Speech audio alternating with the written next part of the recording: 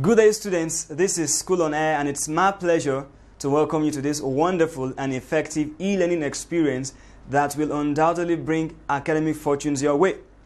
It's time for agricultural science, and today we shall be studying the topic agroforestry practices in Nigeria. Agroforestry practices in Nigeria.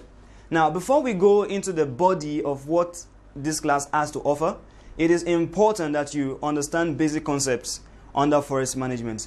And I would like to do a recap on certain terms that you should understand before you can fully grasp what this class has to offer. The first term that I want us to look at is the word forest. What's a forest?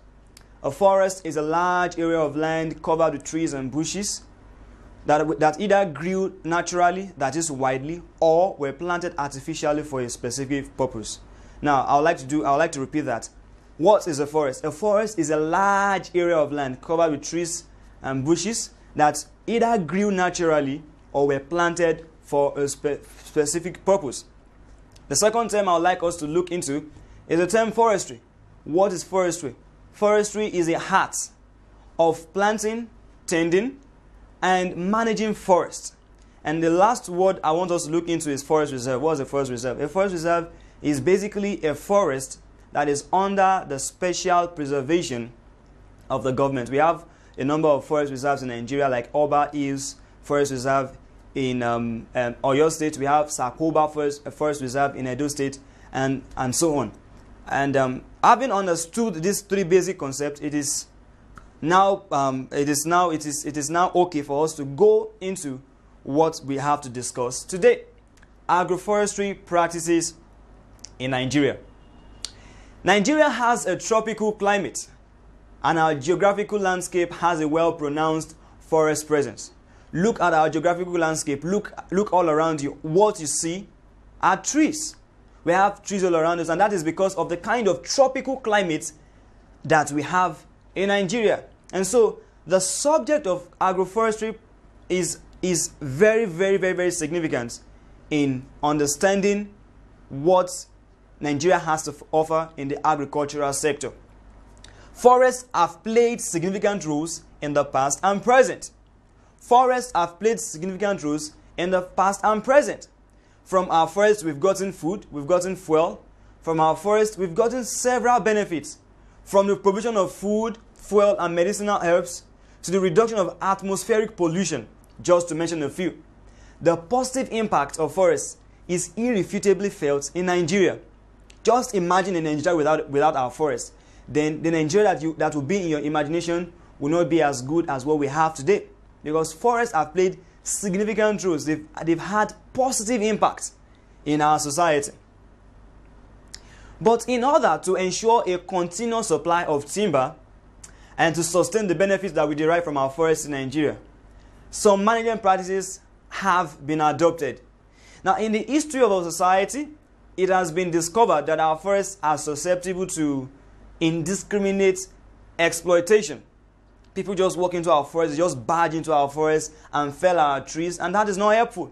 And so it is important that certain agroforestry management practices be put in place if we would ensure the continuous supply of timber from our forests and maintain the level of benefits that we derive from our forests.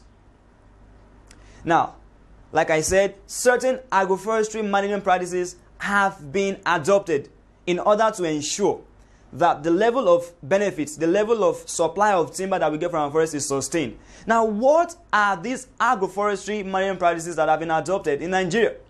The first in our list is forest regulations. Forest regulations is one of the agroforestry practices that have been adopted in Nigeria. Now, the next is selective exploration. Selective exploration is also one other agroforestry management practice that has been adopted in Nigeria. We have deforestation, we have regeneration, we have afforestation, and we have tongue system. Now, all of these are agroforestry management practices that have been adopted in Nigeria. There are 6. And in a very, very short while, we will be discussing these agroforestry management practices. What do they mean? And how have they helped in sustaining the level of benefits that we derive from our forests? Now, right now, we'll be discussing forest regulations, and we'll discuss selective exploration. And then in our next class, in our subsequent classes, we'll discuss deforestation, regeneration, afforestation, and tongue system. Now, I mentioned 6 agroforestry practices that have been adopted in Nigeria, but what do they mean exactly? And that is what we want to look at right now. We want to start with forest regulations. What are forest regulations? Forest regulations are laws. And that is very, very important. You need to understand that forest regulations are essentially laws. Forest regulations are laws promulgated by the government in the form of edicts, decrees, and bylaws to prevent the exploitation and the indiscriminate tapping of forest resources. Forest regulations are laws that have been promulgated, laws that were instituted by the government in the form of edicts, public proclamation, official proclamation, in the form of decrees, in the form of bylaws to prevent the exploitation and the indiscriminate tapping of forest resources. Now, forest regulations have been adopted in Nigeria, and to say the truth, to say the fact, forest regulations have helped to preserve our forests from exploitation. Just like I said, it has been discovered that our forests are susceptible to indiscriminate felling of trees, indiscriminate tapping of forest resources. People just barge into our forests, they fell trees.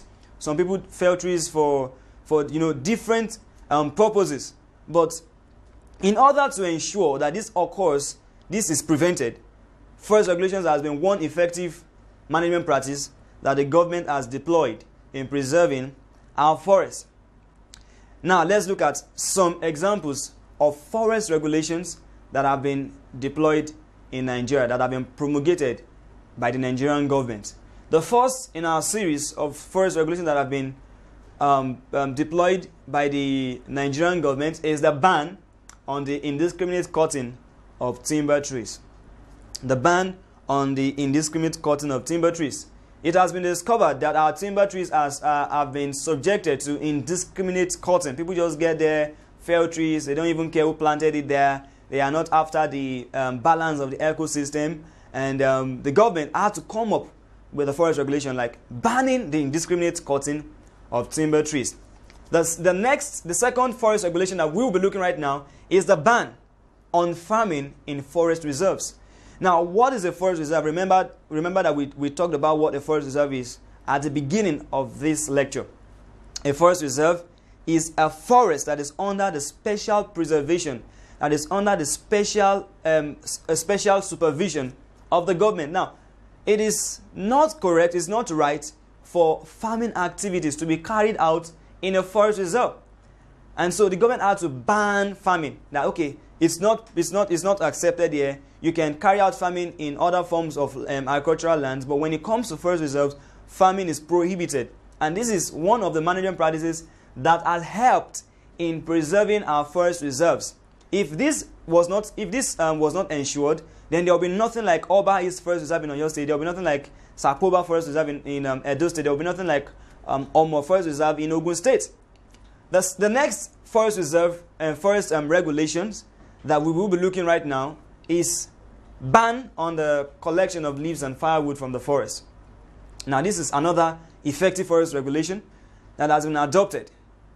People are banned. This is a type of forest regulation in which people are banned from collecting leaves and firewood from the forest. Now, we still have 2 more forest reserves to discuss, and we still have 2 more forest regulations to discuss. And the next one we'll be looking at right now is encouraging people to plant trees. This is another regulation that has been adopted by the government. People are encouraged to plant trees in Nigeria. The next is ban on the cutting down of underage trees. Some people are so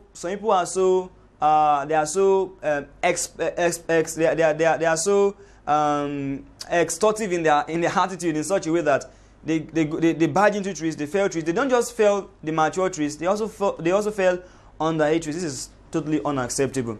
And one of the ways through the government has been able to prevent this is by putting a ban on the cutting down of underage trees.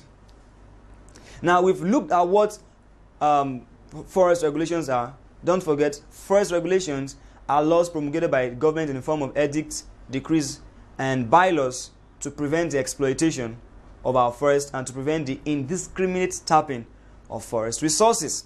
Now we'll be looking at selective exploration. Selective exploration is another agroforestry practice that has been deployed in Nigeria. Now, what is selective exploration? Selective exploration is a process of cutting only mature trees in a forest. It is a way of concentrating on certain selected species of timber in a forest. Now, one way through which we can prevent people from exploiting our forest trees is by practicing the management practice, by practicing selective exploration. Now, what is selective exploration? Selective exploration is the cutting down of only mature trees. It is a kind of calculated harvesting of forest trees that targets certain trees. It could be that it could target certain trees in terms of age, maybe like the mature trees, or it could also target certain species of timber in a forest. For example, imagine I have a forest right now, and in my forest I have Iroko tree, and I have Obeche, and I have mahogany too. I have three forest species on in my forest, and I'm like, okay, in the next 3 years I want to have just Iroko trees standing on my forest. And so it means that beginning from now I have to carry out a selective exploration that will target just the Obeche tree and the mahogany trees. Now, when I do this, targeting Obeche trees and mahogany trees for felling, I am practicing what we call in agriculture selective exploration. So selective exploration is what? Is a kind of exploration that targets certain trees. It could be mature trees, or it could be certain species of trees in the forest. That is basically what selective exploration is really about. Selective exploration permits the harvesting of older trees, while the younger ones remain as cover to the surface of the forest. It permits the harvesting of older trees, while the younger ones remain as cover to the surface of the forest.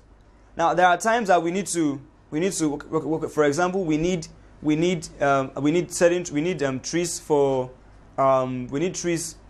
an industrial use. Take for example. But that doesn't mean we should just go into the forest and bring down every tree. All we need to do is just to do what? Is to ensure that certain trees are harvested and we leave the underage ones so that those ones can act as cover to the forest. Now, we want to look at the advantages of selective exploration. We've talked about what selective exploration is, and by now I believe you understand what it is, but we want to look at what the advantages are, because selective exploration has benefits. Now, it ensures a continuous supply of timber. Without selective exploration, our timber would have been cut, and without the thought of tomorrow. Selective exploration is a kind of plan for the future to ensure that our forests can keep supplying us with timber when we need them. So selective exploration ensures the continuous supply of timber. Now, that's very important.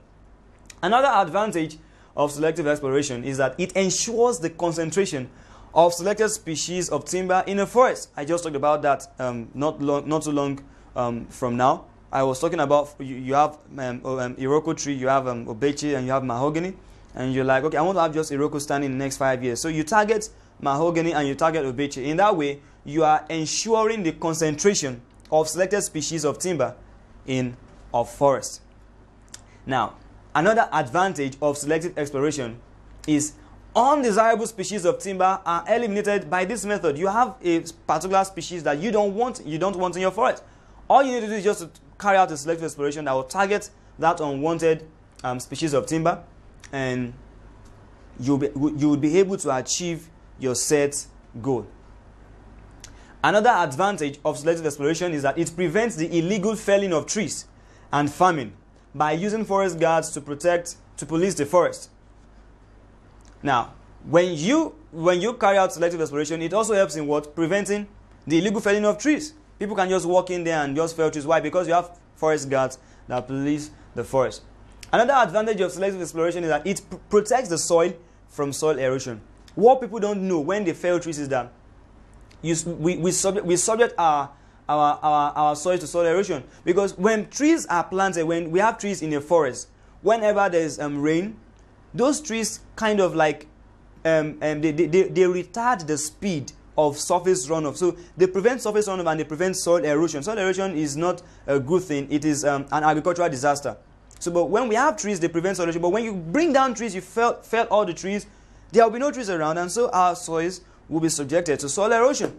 But with selective exploration in such a way that you are always ensuring that you have trees in our forest, you will be able to protect our soil from soil erosion. Another advantage of selective exploration is that it serves as a revenue base for the government. Our forests have played the role of being a source of foreign exchange.